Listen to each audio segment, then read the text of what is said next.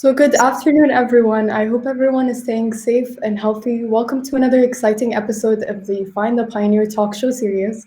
Allow me to introduce myself. My name is Fatima AlKaabi. I'm an Emirati inventor, and I've been part of the Zayed Sustainability Prize community for the past 5 years. So, I'm very happy to be reconnecting with this amazing community. The topic of our episode today is sustainable agriculture, and I'll be interviewing one of the leading forces here in the UAE who've been doing so much to support this sector. But before I do, for those who don't know, the Find the Pioneer initiative aims to encourage you, the public, to nominate pioneers and encourage them to apply for the Zayed Sustainability Prize, the 2021 edition, which is open for submissions until June 11th. Nominations can be made by tagging a pioneer on social media along the hashtag #FindThePioneer. So now it's time to introduce my guest. My guest is Abdulaziz AlMulla, CEO and co-founder of Madar Farms. Thank you, Abdulaziz, for joining us today. No, thank you for the opportunity, and salam alaikum everyone, and good afternoon. It's always exciting to be able to spread the message. So to start this off, do you mind introducing yourself and talk to us a bit about your work at Madar Farms? Sure. As previously said, my name is Abdulaziz. I got really interested in food a few years ago when I was working on a project where we looked at food security. And I think we all know we have a problem in this space, but just how big it is and just how much has to be done in order to overcome it, it was really scary. Uh, so we started the Madar Farms. We're a local agri-tech company, and we're focused on developing and deploying advanced agricultural solutions to grow in a way that's sustainable, but also increase our food resilience systems and be able to build a bigger ecosystem here in the UAE and hopefully in the wider region as well. Okay. Thank you for giving us a short introduction. To start this off, I have a few questions. First, your interest in food security began several years ago when you worked extensively with GCC governments to address a variety of national risk challenges. What lessons have you learned through your experience with both the public and private sectors on a regional level in this domain? Yeah, here in this region and specifically, you can't really work as much in the private sector when you're tackling big problems without the support of the public sector. And we've found just a world of support, especially here. We're very proud to be a local company, and with that has come a lot of learnings by being here and on the ground. I think some of the biggest takeaways is the fact that the problems and the challenges that we face, they're not really something that we can port out a global solution. It's very specific to our region and something that we have to address here. Something that is done in a certain way in another region might not work if not for the technology, but for the regulatory environment and the such.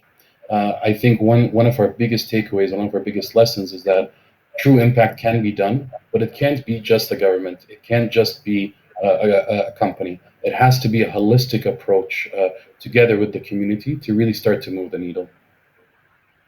So, speaking about holistic approach, your organization, Madar Farms, is known for its approach to vertical farming and holistic sustainability in agri-tech. Tell us about this and your efforts to create dynamic crossovers with education to achieve best-in-class results. Yeah, absolutely. It's one of the reasons why we're so excited when we get opportunities like this to speak to people, because more than 80% of our water use is for agriculture irrigation, but less than 1% of our land is arable or cropland. Despite that, we're super dependent on imports, we're depleting our water reserves, and the problem we're creating is only compounding. It seems like such obvious facts and such obvious numbers because they've been around for a long time. But at least myself, I was so shocked when I found out about it. And when I think about how can we have this conversation where we educate people, where we raise these issues, but not only with one or two people, but with 1 million, 10 million people, the entire country, the entire region. And so what we've realized is a big responsibility of ours is to raise awareness, is to take that champion role in spreading the message and putting the voice out there. We believe that education really enables a change of minds. And so it can't just be us growing. It can just be our research and development that we use to inform that and that we use and we partner up with educational institutes. We've also developed our own educational curriculum to be deployed in schools called Sustainable Futures. On top of that, everything we do, we act as a thought partner alongside the public sector in order not to just break down the barriers for us, but to widen accessibility for the entire ecosystem. With education, we're able to bring down those barriers and make it more accessible. And by making it more accessible, then we can have more people adopt the things that we need them to adopt. This is a great mindset. So I'm very proud and happy to have a local mindset like yours here in the UAE. Um, Jazakallah. so food security cannot be achieved without water security since they're intertwined. With water scarcity being a top sustainability agenda item, how's the food industry reacting to this and how would it impact the progress to fulfill 2030 development goals? It's I recently went vegetarian. I've been vegetarian for the last 3 months now. It's been a lifestyle change, and I used to be the biggest kind of beef eater. Really get in there, meat, man, protein, like that kind of connotation. Um, Understanding that 1 kilogram of beef takes almost 5,000 liters of water to grow, that your hamburger, that your cheeseburger probably took 15, somewhere between 1,000 tons to 1,500 tons of water, liters of water to grow. That's pretty scary when you think about the size of it. And so I think that awareness around the water intensity has driven new adoptions. Let's think about, for example, plant-based meats. A big reason that that movement has come, and we've seen it be adopted here in the UAE, is to decrease our intensity around water use. We are seeing not only new product areas emerge, but also the ways of farming that are being done are being addressed, are being changed. As an example, at Madar farms, we use hydroponic farming, which means growing in water. This is not a technology or not a method that's been new. It's been around for thousands of years. But now suddenly we're seeing this surge in people becoming more aware of it, but also how to use it and having that commercial tie. I think the next step that we're going to see as an evolution of the industry is to tie that in with customer understanding. I think the big gap right now is getting the customer to understand what a big water intensive problem we have in food production and how much your purchasing habits, how much what you ask for, how much voice you put to the matter really ends up mattering to people. So, can you please tell us about your exciting agri-tech R&D collaboration with Masdar City and the Ministry of Food Security in the UAE, and what are some of the key benefits to the local communities? Sure. We actually collaborated with the Ministry of Food Security and Masdar, and one of the big things that we were able to achieve was Bustani. Bustani is a eco villa that's been designed with energy and water sustainability in mind. And what we went ahead and did is we created over 15 different agtech solutions. So stuff like we do, which is indoor farming, which allows you to grow things indoors, allows you to grow at a higher quality, allows you to save more water, and allows you to grow things you couldn't before. But not just limiting to what we do, but really widening the ecosystem by also talking about aquaponics, showing people how we can grow fish, going outside and showing a smart chicken coop where chicken and eggs suddenly become a lot more feasible to grow in your backyard, honey, turning humidity into drinkable water, and so on and so on. What that's created is really this central hub where we've been able to bring together different members of the public, whether that's families, where we do family and workshops, whether that's professionals, where we do chef workshops and professional tastings. It's created a space for us to bring everybody together and not only share a conversation, but have something tangible in which to hold in your hand. So, speaking about that, can you tell our audience about the increasingly popular concept of smart home farming? How can they get involved, and how effective has it been in increasing self-sufficiency? Yeah, so Bustani really it was there to inspire people to understand what's available, but also what they can do. And it's an exhibition that has a lot of smart farming solutions. And what we've seen with people is that their interest in getting involved is quite high, but what's lacking is that kind of awareness or how to go about it.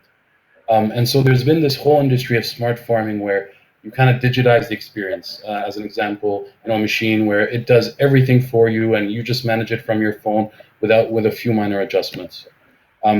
This is a very early stage part of the industry, and it's very exciting in terms of what we can equip people in, how to grow at home, whether that's fruits, whether that's vegetables, or the such.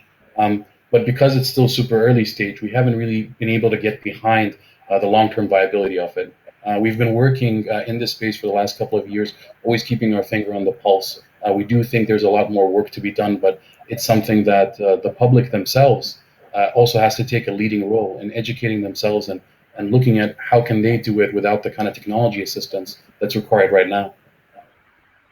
So, as you mentioned, you've been personally invested in several emerging disruptive technologies as part of your commitment to effectively address the food security challenge. What, in your opinion, are the key trends shaping the integral synergies between food and next generation tech? And how can they be used to achieve optimal results for communities and nations? People, full stop. Look, we're used to when we go to schools or when we're raised, you have a certain career path. You're either a doctor, a lawyer, engineer, whatever it may be. But there's this like concept of what's acceptable and what you can and can't do. And agriculture is not really something that we grow up thinking about, especially here. I remember when I told my family after my previous work experience, I wasn't in agriculture. I came into this because I felt so personally driven to work in this space. I could have done many different things, but I felt the need for it. And today we also have a need for more people in the industry, bringing together different skills. It's not a career path that most people would look at and think about AI and its application in agriculture. They wouldn't look at it and think to themselves about the intense amount of engineering that goes into it. Our head of operations, his background is aerospace manufacturing. To actually conceptualize the skills that are needed here, it's still very new. And so our labor pool is still quite limited, and there's a lot of opportunity for people to get involved, and that's what we need in order to push it forward. And of course, if we really are talking about national level change, then it only really starts with the local community itself. Not only do we need people and talent to get involved in the industry, but we need people to also support the industry, have that education, have that understanding and awareness, but also really to start to get involved. Look, the industry we're in, it's not a 2 year thing, it's not a 5 year thing. The change can only really start to tangibly be felt after 10 years plus. The problem that we're looking at is so big that just Madar farms or just this industry is not enough. You really have to have the push from all parts of the community. And on top of that, it can't just be one product portfolio. As we think about Madar itself, um, we're growing a certain variety of crops, but our R&D is focused on something much, much longer term than that. We tie in our growing with the nutritional needs of the country and the community and balance that with what we're able to grow today. But that's not limited to our long-term strategy. We're very much looking at what do we need to grow and what do we need to develop in order to meet that nutrition needs. And that only starts if we have the right talent, if we have the right support from the community for that long-term intervention. So, as you mentioned, to support the industry, we need support from the community, and the Zard Sustainability Prize Food category focuses on innovations and various farming solutions to benefit these vulnerable communities. So, what advice can you give the prospective applicants this year to the prize, specifically in the food category? Yeah, practical application. One of the things, and Fatima, I really enjoy kind of your approach to problem solving. Think about some of the things you do. It doesn't need to look particularly fancy. It doesn't really need to have the highest technology application. It just needs to get the job done. The problem we're dealing with, again, is so imminent that people need to be focused on the problem and work backwards. And too many times we see people focused on the solution and pushing it down the problem. I'll give you a good example here. With Sustainable Futures, our education program, it's modularized. It's in schools. Kids actually get to farm themselves, and there's this moment of joy and epiphany when they first hold that vegetable in their hand. Because you ask them today, where do you get vegetable? Where do you get food from? And they'll probably tell you the supermarket. To have that kind of cross moment and understand that it's not that much that's needed in order to solve this small problem. All we need to do is go about it in a practical way and have that kind of hand-mind connection happen with the kids. That's the same advice I give to people who are addressing and applying for the prize. Think about the problem and you don't over-engineer it. Just look at how you can get it to the end point as fast as possible. Great. So to connect our discussion to what's currently happening, the advent of the global COVID-19 pandemic and disruptions to supply chain are forcing governments around the world to notably accelerate their production and food security strategies for years to come. What do you think will be the 3 to 4 guiding principles for this process? And how can the public and private sectors work more effectively to this end? Yeah, I think just what we're experiencing today, unfortunately, although it's definitely a first for many people and communities, I don't believe that it's going to be something that's going to be a last. And so, keeping resilience in mind, whether that's at the public sector level, whether that's at the company level, or whether that's at the individual level, is incredibly important here. Keeping in mind also how fast to adapt and how fast to change.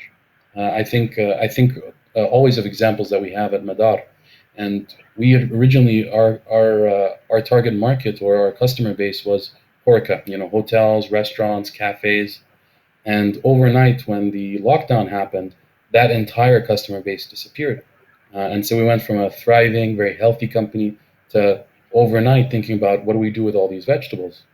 Alhamdulillah, I think what we've always kept in mind is the kind of backup planning. And the team was very ready to actually turn that into a great opportunity by going direct to retail. Now everything we have on offer is available to the kind of everyday customer directly on websites. But we were able to change it into an opportunity only because we pre-planned and we thought about this and we tried to build resilient systems and we ingrained a resilient culture within us.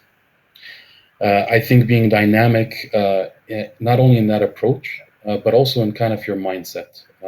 I think as we've seen the effect it's had on the community, reminding ourselves to have empathy, to think to ourselves, what are the exact needs today? What are the changing needs that we have here?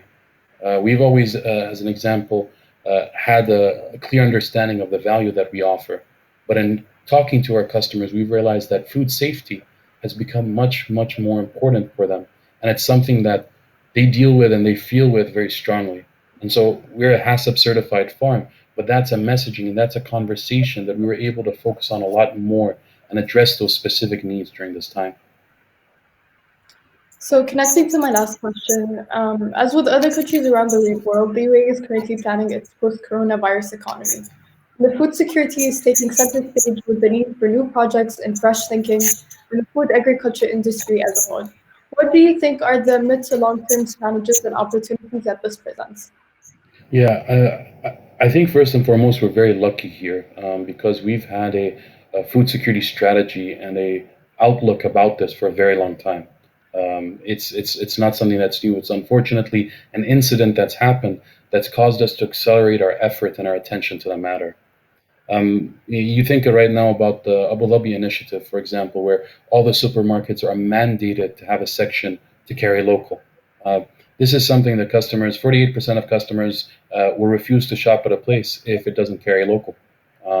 That's a consumer study that was carried out 2 years ago here in the UAE. I think we're going to see those shifts start to happen a little bit more. Not only encouraging those shifts, but understanding how to meet them. We've seen a huge influx in demand around people saying, I have a land bank or I would like to farm, but they just don't know how. And I think the biggest role that governments and that private sector can play is in equipping those people.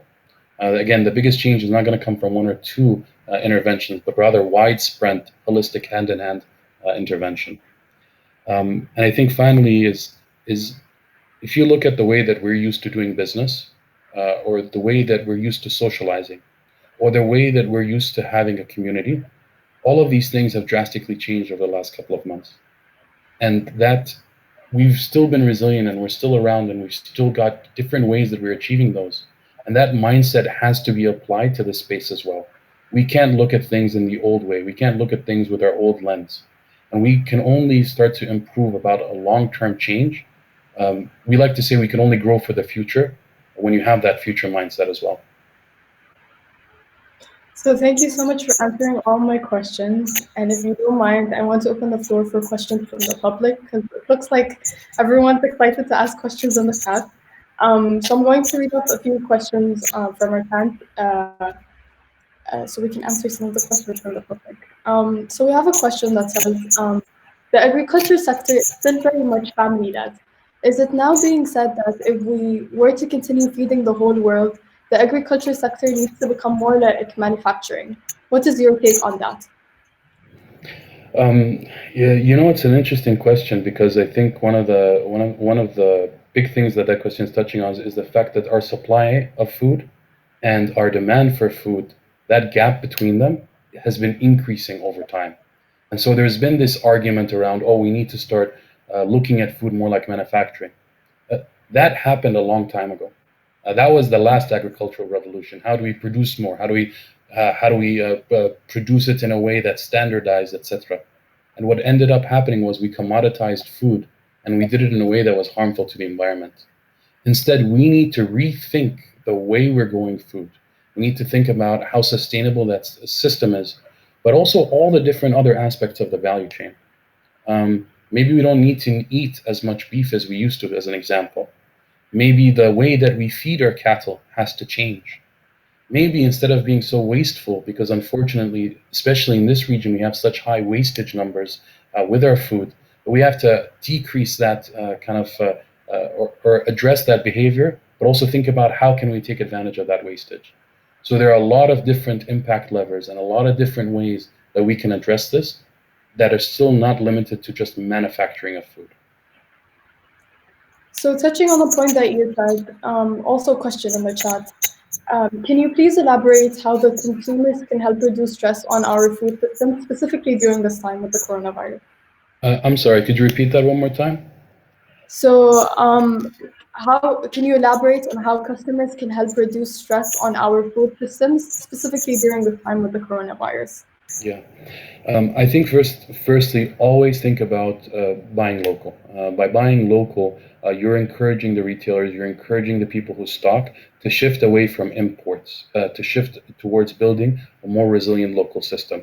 By creating that demand, you're also creating an incentive for change. You're creating an incentive for people to enter, for people to address this in a way that might not have been there before. But as we think about the exact short-term problem we have right now here as well, think about your consumption habits. If you're used to sitting down at a fatur, for example, and having 10 items in front of you, reconsider bringing it down to one or two items. Cook exactly the amount that you need. And if you aren't able to do so, make sure that you've planned it out with somebody else. We have to think about it as resource sharing. We have a limited amount of resources available to us now, and how can we share that across the entire community? So we have a question that says, is Madar Foundation looking to expand and work with farmers internationally? And they mentioned specifically Pakistan. Yeah, so Madar Farms, we're very much a local company focused on the UAE and focused on the region first and foremost. Pakistan right now is outside of scope, but because this problem is very much a global one thing that we do is we share our knowledge quite frequently with institutes across the globe. We do a lot of thought partnership and thought leadership.